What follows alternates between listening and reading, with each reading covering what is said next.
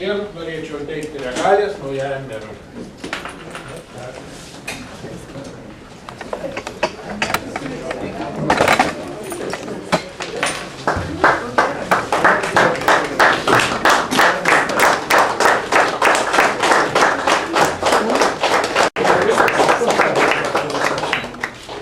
Labadiena, merė.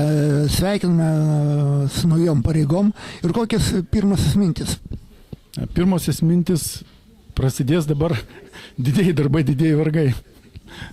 Kokius darbus planuojate pirmiausia? Nuo ko pirmiausia pradėti?